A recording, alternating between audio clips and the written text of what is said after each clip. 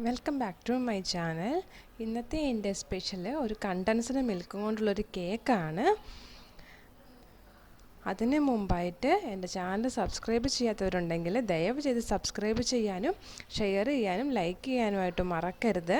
ഇനി നമുക്കിത് എങ്ങനെ ഉണ്ടാക്കുന്നതെന്ന് നോക്കാം. അതിന് വേണ്ടിയിട്ട് ഒരു പാത്രത്തിലേക്ക് ഞാൻ കുറച്ച് ബട്ടർ ഇട്ട് കൊടുത്തിട്ടുണ്ട്.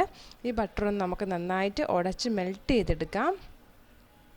അതിനുശേഷം ഞാൻ ഇതിനകത്തേക്ക് ആഡ് ചെയ്ത് കൊടുക്കുന്നത് 2 മുട്ടയാണ്. അതും കൂടി നമുക്ക് നന്നായിട്ടൊന്ന് ഈ ബട്ടറുമായിട്ടൊന്ന് നന്നായി മിക്സ് ചെയ്ത് കൊടുക്കണം. ഇത് നമുക്കൊരു ഫോർക്ക് വെച്ച് സ്പൂണ് വെച്ച് നന്നായിട്ടൊന്ന് ഉടച്ച് കൊടുക്കാം. നിങ്ങൾക്കിപ്പോൾ ഇത് കേക്ക് കൂടുതൽ വേണമെന്നുണ്ടെങ്കിൽ ഇതിൻ്റെ സാധനങ്ങളുടെയൊക്കെ ഒന്ന് അളവ് കൂട്ടിയെടുത്താൽ മതിയാവും. ഞാനിവിടെ ചെറിയൊരു കേക്കാണ് ഉണ്ടാക്കുന്നത്, അതുകൊണ്ടാണ് ഇത്ര എടുത്തത്.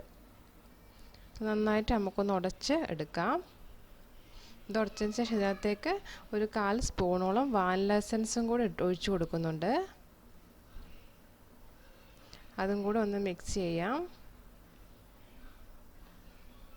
പിന്നെ നമുക്ക് ആഡ് ചെയ്യേണ്ടത് കണ്ടൻസ്ഡ് മിൽക്കാണ്. ആ കണ്ടൻസ്ഡ് മിൽക്ക് ഞാൻ ബോട്ടിലടക്കം ഒരു ചൂടുവെള്ളത്തിനകത്ത് ഇട്ടിട്ട് ചെറുതായിട്ടിങ്ങനെ സൊല്യൂഷൻ രീതിയിലാക്കി വെച്ചിട്ടുണ്ട്. കാരണം ഇത് ഫ്രിഡ്ജിൽ വെച്ചതായതുകൊണ്ട് കട്ടയായിരുന്നു ഉണ്ടായിരുന്നത്. അപ്പോൾ ഞാൻ ചൂടുവെള്ളത്തിൽ ഇട്ടിട്ട് ഇതേപോലെ ഒന്ന് സോഫ്റ്റാക്കി എടുത്തിട്ടുണ്ട്. അതും കൂടെ ഒഴിച്ച് കൊടുത്തിട്ട് നമുക്ക് എല്ലാം കൂടെ നന്നായിട്ടൊന്ന് മിക്സ് ചെയ്ത് കൊടുക്കാം.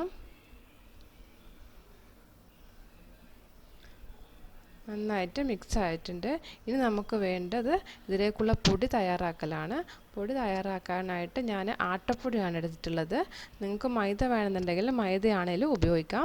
ഞാനിവിടെ ആട്ടപ്പൊടി 1 കപ്പോളം എടുത്തിട്ടുണ്ട്. അതിനനുസരിച്ച് ഒരു പാത്രത്തിൽ കുറച്ച് കോക്കനട്ടും കൂടെ എടുത്തിട്ടുണ്ട്. ഞാനിവിടെ ഡ്രൈ കോക്കനട്ടാണ് എടുത്തിട്ടുള്ളത്, അതായത് ഡെസിക്കേറ്റഡ് കോക്കനട്ട്. അതിൻ്റെ ഒപ്പം തന്നെ ഒരു 1/4 സ്പൂണോളം ബേക്കിംഗ് സോഡയും കൂടെ ആഡ് ചെയ്ത് കൊടുക്കാം. എന്നിട്ട് നമുക്ക് ഇതൊന്ന് മിക്സ് ചെയ്യാം.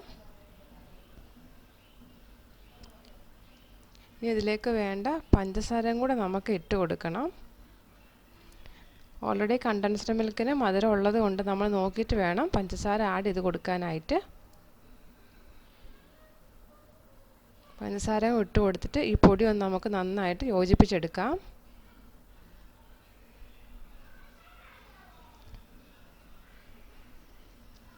അതിനുശേഷമാണ് നമ്മൾ ഈ മുട്ട ഉടച്ച് വെച്ചതുമായിട്ട് യോജിപ്പിച്ചെടുക്കുന്നത്. അതും കുറച്ചേച്ച് ഇട്ട് കൊടുത്തിട്ട് വേണം നമ്മളിത് യോജിപ്പിച്ച് കൊടുക്കാനായിട്ട്.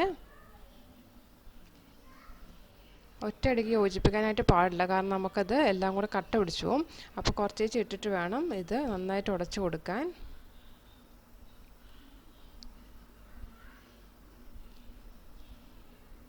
അതിനുശേഷം നമുക്ക് ഇതിനകത്തേക്ക് കുറച്ച് പാൽ ഒഴിച്ചിട്ട് ഇതൊന്ന് നന്നായിട്ട് സൊല്യൂഷൻ രീതിയിലാക്കിയെടുക്കാം. അതായത് കേക്കിൻ്റെ ഒരു ബാറ്റർ രീതിയിൽ നമുക്കിത് ആക്കിയെടുക്കണം. ഇതിപ്പോൾ നല്ല കട്ടയാണ് ഉള്ളത്. ഇത് നമുക്ക് ഇതിനകത്തേക്ക് കുറച്ച് പാൽ ഒഴിച്ച് കൊടുത്തിട്ട് ഇതൊന്നിങ്ങനെ നന്നായിട്ട് മിക്സ് ചെയ്തെടുക്കാം.